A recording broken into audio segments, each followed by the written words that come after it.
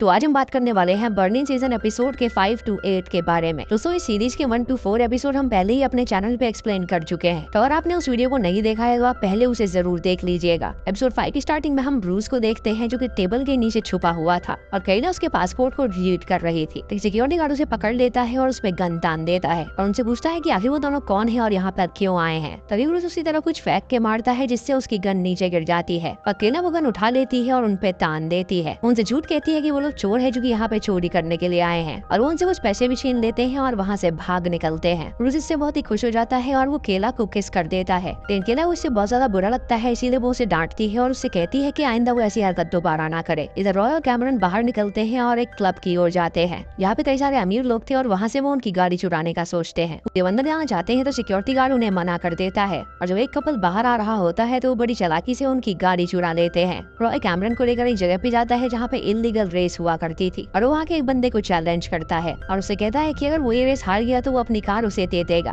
Cameron वहाँ पे चोरी का एक हार भी ले आई थी तो रॉय उसे मना करता है उसे वहाँ पे पहनने से, लेकिन वो उससे कहती है कि उसने जिंदगी में नहीं सोचा कि वो इतना महंगा हार पहनेगी। उस रेस में लड़कियों को गाड़ी के ऊपर खड़ा किया जाता है और गाड़ी बहुत स्पीड में चलाई जाती है और जब रेस स्टार्ट होती है तो कैमरन को बहुत ज्यादा मजा आने लगता है। तभी कैमरन का फोन बजता है और वो देखती है कि उसके एक्स ने उसे कॉल किया है। कैमरन ने देखकर बहुत हैरान हो जाती है और वो रॉय से गाड़ी रोकने के लिए कहती है और जब रॉय गाड़ी रोकता है तो वो रेस हार जाता है। वो बहुत ज्यादा रोने लगती है और रॉय उसे संभालता है और बंदा जो ये रेस जीता था वो वहाँ पे आके उसे प्रवोक करने लगता है, लेकिन रॉय अपने हाथ पे बने टैटू को देखता है और वो शांत हो जाता है और वो उसे वो कार दे देता है और कैमरन को लेके वहाँ से चला जाता है। वो कैमरन को एक एयरपोर्ट में ले जाता है जहाँ वो उसे एक प्लेन में बैठाता है और उससे पूछता है कि आखिर उसे ऐसा क्या हुआ है जिसकी वजह से उसने गाड़ी रुकवाई। कैमरन उसे बताती है कि उसके एक्स का उसे कॉल आया था और वो देखकर उसे उसकी याद आई जिसकी वजह से वो बहुत ज्यादा रोने लगी। रॉय उससे पूछता है कि आखिर उसके पास्ट की क्या कहानी है, तो वो उसे बताती है कि दरअसल उसका एक्स बहुत ही अच्छा इंसान है और वो एक बहुत बड़ा सिंगर है जिसके वो कॉन्सर्ट में जाया करती थी। एक दिन उस सिंगर ने उसे देखा और उन दोनों का रिलेशनशिप स्टार्ट हो गया। उसके लिए वो रिलेशनशिप एक सपने की तरह था क्योंकि वो जिसके गाने सुनती थी आज वो उसका बॉयफ्रेंड था, लेकिन उसके प्रति उसका जो प्यार था वो और ज्यादा बढ़ता गया और वो काफी ज्यादा वियर्ड बिहेव करने लगी थी। इसी वजह से उसका प्यार एक ऑब्सेशन में बदल गया और जहाँ कहीं भी वो उसके पोस्टर या कोई भी उससे रिलेटेड चीज देखती थी तो बहुत ज्यादा बौखला जाती थी और अजीब तरह बर्ताव करने लगती थी। उसके माता पिता को ये पागलपन से कम नहीं लगा, इसीलिए उन लोगों ने उसे मेंटल इंस्टीट्यूशन भेज दिया था। रॉय सुन के उसे कंसोल करता है और उससे कहता है कि अब वो कुछ तूफानी करने वाला है। वो प्लेन को स्टार्ट करता है और उससे कहता है कि उसने कभी जिंदगी में प्लेन उड़ाया नहीं है, लेकिन वो उसके सामने आज पहली बार प्लेन उड़ाएगा। इस उनकी कैमरन एक्साइटेड हो जाती है और उसे रुकने के लिए कहती है और तभी रॉय प्लेन को रोक देता है और वो दोनों हंसने लगते हैं। जब वो वहाँ से जा रहे होते हैं तो कैमरन अपनी जेब टटोलती है और उसे कहती है कि उसके जेब में हार मौजूद नहीं है, यानी कि जरूर वो उस कार में ही छूट गया होगा। अभी सुबह बर्लिन अपने होटल में चला जाता है जहाँ कैमिल उससे मिलने के लिए आती है और वो उसे बताती है कि वो अपने पति को प्यार करती है, इसीलिए वो उसे उसके लिए नहीं छोड़ सकती। बर्लिन उससे कहता है कि उसे उन दोनों में से किसी एक को चूज करना होगा। इधर एलिशिया नाम के डिटेक्टिव को हायर किया जाता है इस केस को सॉल्व करने के लिए और वो अपने टीम के साथ उस लॉकर रूम में जाती है जहाँ पे उसे कोई भी सबूत नहीं मिलता। अब अगली सुबह लोग चोरी का सामान लेके अलग अलग जगह पे स्प्लिट हो जाते हैं और उन्होंने प्लान किया था कि एंड में वो एक जगह पे आके मिलेंगे। पुलिस पॉलिग्नैक को गिरफ्तार कर लेती है क्योंकि उन्हें उस पर शक था। सबसे पहले बिल्डिंग से काइला और ब्रूस निकलते हैं क्योंकि ट्रैवलर बने हुए थे और उनके बैकपैक में चोरी का सामान था, लेकिन ट्रैवलर का बैग कोई भी पुलिस वाला चेक नहीं करता, इसीलिए उन दोनों को टूरिस्ट का रोल दिया गया था। वो दोनों एक बस में बैठ जाते हैं अपने डेस्टिनेशन पे जाने के लिए। उसके बाद कैमरन, रोई और दामियान वहाँ से निकलते हैं जो कि एक वैन खरीद के वहाँ से निकलने लगते हैं और उन्होंने भाई बहन का रोल किया था और दामियान उनके पिता का रोल कर रहा था। अगर पुलिस उन्हें पकड़ती तो उनके पास नकली अस्थियां भी थी, जहाँ पे वो उनसे कहते कि वो अपनी माँ की अस्थियां को नदी में बहाने के लिए जा रहे हैं। इधर गेमिली अपने घर पहुँचती है तो पुलिस को वहाँ पर देखकर हैरान हो जाती है और एलिशिया उसे बताती है कि उसके पति ने चोरों का साथ दिया है, इसीलिए उसे गिरफ्तार कर लिया गया है। उसके बाद एलिशिया पॉलिग्नैक के पास जाती है और उससे सवाल जवाब करती है, लेकिन पॉलिग्नैक का यही कहना था कि उसने चोरी नहीं करी है। इधर कैमिल बर्लिन को कॉल करके अपने घर में बुलाती है और उसे सारी बात बताती है कि उसका पति फंस गया है। बर्लिन उसे संभालता है और उससे कहता है कि वो बिल्कुल भी चिंता ना करे और जी के साथ ही एपिसोड यहीं पर खत्म हो जाता है। इस एपिसोड की शुरुआत में कैमिल बर्लिन से कहती है कि उसका पति ये हरकत नहीं कर सकता, इसके पीछे जरूर कोई और है जो कि उसे फंसाना चाहता है।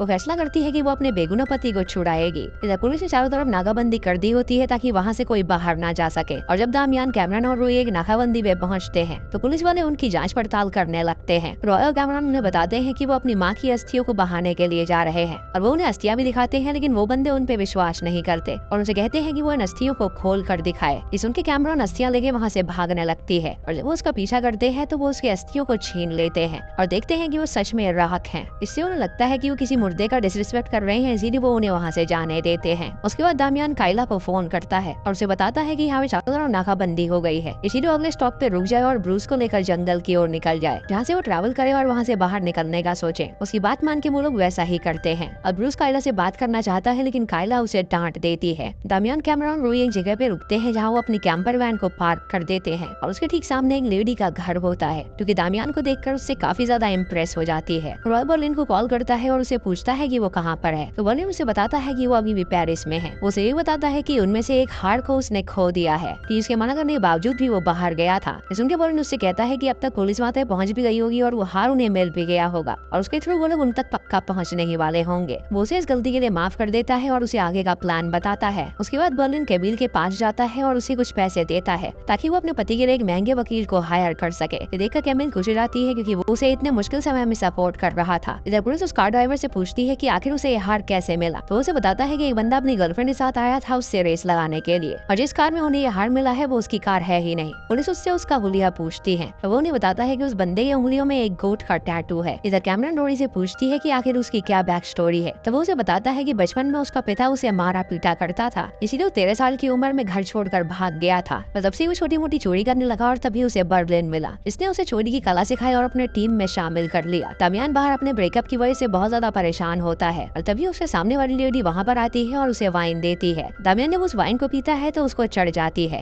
और वो अपनी वाइफ को कॉल करके उससे कहता है कि वो जानता है कि वो उससे अनफेथफुल है, इसीलिए वो उसे छोड़ना चाहती है। उसकी वाइफ उसे सॉरी कहती है और उससे बताती है कि वो सिर्फ उससे ही प्यार करती है। उसे साइड वाले वॉशरूम में वो लेडी होती है जो कि उसकी सारी बातें सुन रही थी। इधर कायला जब जंगल में पेशाब करने के लिए जाती है तो एक जहरीला सांप उसे काट लेता है और तुरंत रूस को बुलाती है वहाँ पे मदद करने के लिए। रूस तुरंत एक चाकू लाता है और उसके पैर में एक कट लगाता है और उसका खून सक करके वो उसे फेंकने लगता है। उसके बाद वो उसकी जीभ देखता है जो कि सूज रही थी, इसीलिए वो उसे अपने पीठ पे टांगता है और रोड की तरफ ले जाने लगता है ताकि वो किसी से मदद मांग सके। इधर स्पेन से एक इंस्पेक्टर को बुलाया जाता है इस केस पे काम करने के लिए और वो फ्रांस के इंस्पेक्टर के साथ मिलकर इस केस पे काम करने लगती है और इसी के साथ ये एपिसोड भी यहीं पर खत्म हो जाता है।